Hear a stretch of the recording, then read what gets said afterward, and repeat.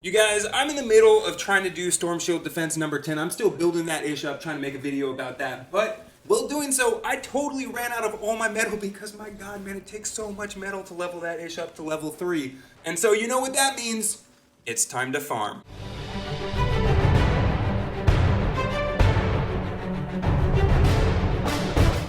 Okay, you guys, so this video is long overdue, but with some of the recent newer-ish heroes and everything, my farming loadout has changed ever so slightly, and so I figured I might as well just make a video and share with you guys my farming loadout, what I love to use to farm, because, well, let's be real, if I'm using it, it's obviously the best. Just kidding, it's really not, but I still love it though. So yeah, anyways, disclaimer, this is just an opinion piece, but my gosh, I love Archaeolo,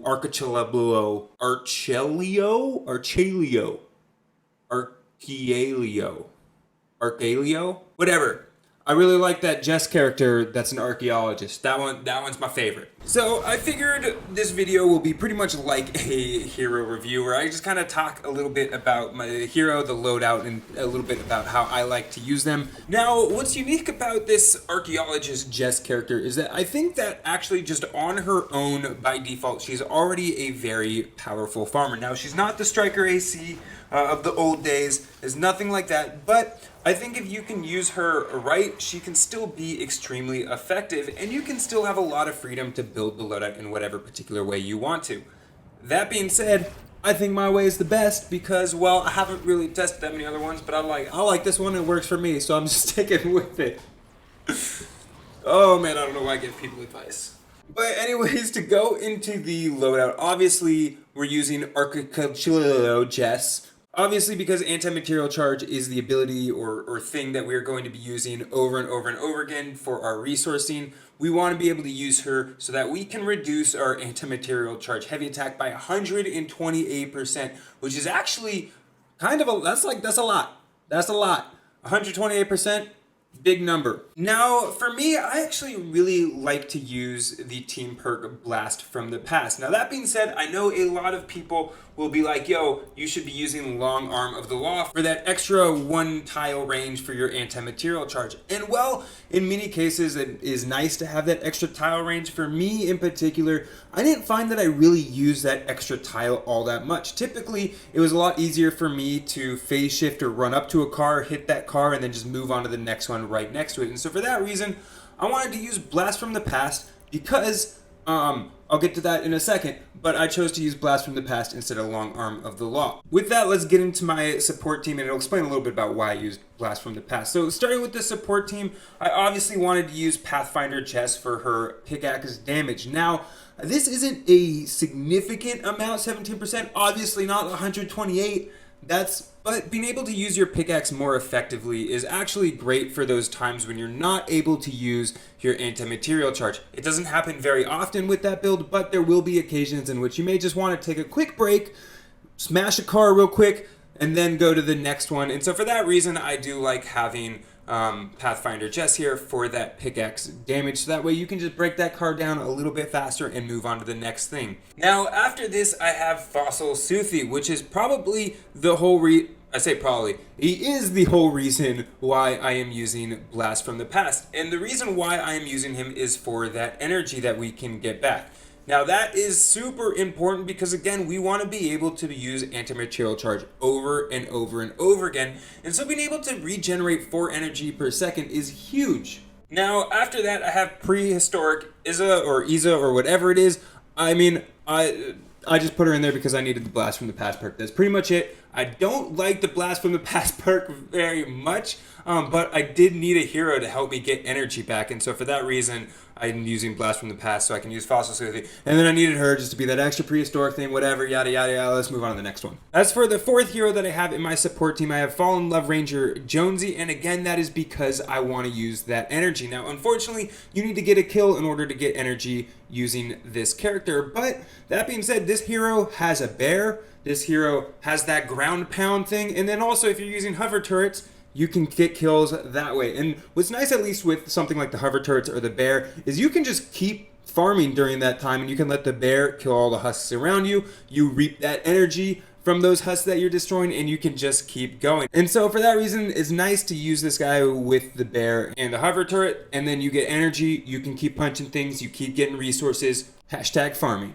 And then lastly, I wanted just a way to get around a little bit quicker, so I am using Fleetfoot Ken for my last support team bonus. That being said though, there are other options too. I could totally see somebody substituting this guy out for a hero such as like Recon Scout AC, which grants you a whole bunch of movement speed after you phase shift. I figured though, if I have a car nearby, if I'm either gonna run to it or I'm gonna phase to it, and then once I phase to it, I'm pretty much there. So I figured I might as well just run to it because, you know, phase shift uses energy. I want to save as much energy as possible so that I can use the anti-material charge.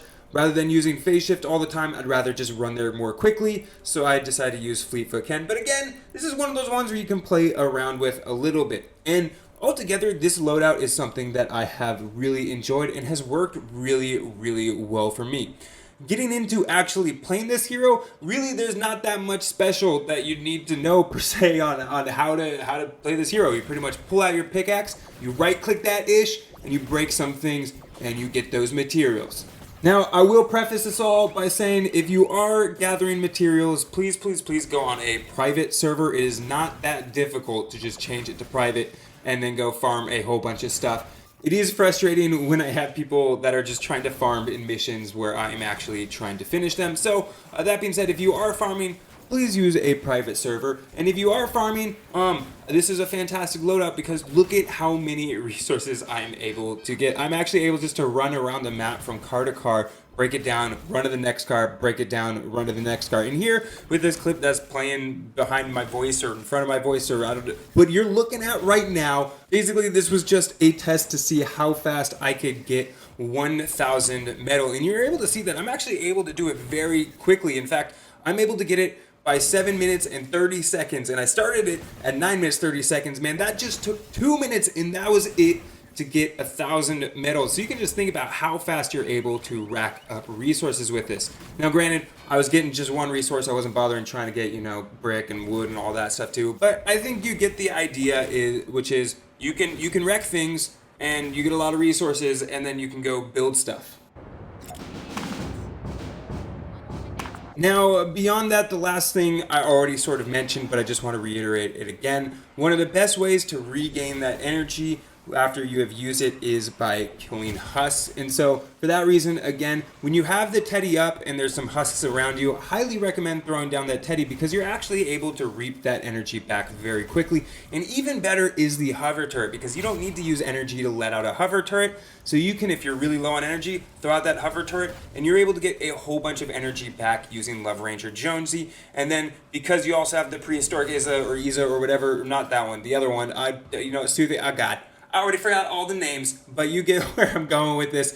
With all that energy that you're recouping, you regain the energy so fast that you like never really have to stop punching things. And I think it is a phenomenal hero to use for farming. It is my go-to when I'm farming. I don't think there's too much to say in terms of how to farm. Just you hit things and then be happy. So with that, I think I'm going to end the video. So I hope you guys enjoyed that. I hope you found it somewhat informative. Let me know what you guys think and what you guys use for your farming build because I would love to hear what you guys think as well as part of what makes this so fun because I'm always down to edit my ish out and try new things as well. But like I said, that's it for now. I'm Iolaus and I'll see you guys in the next one.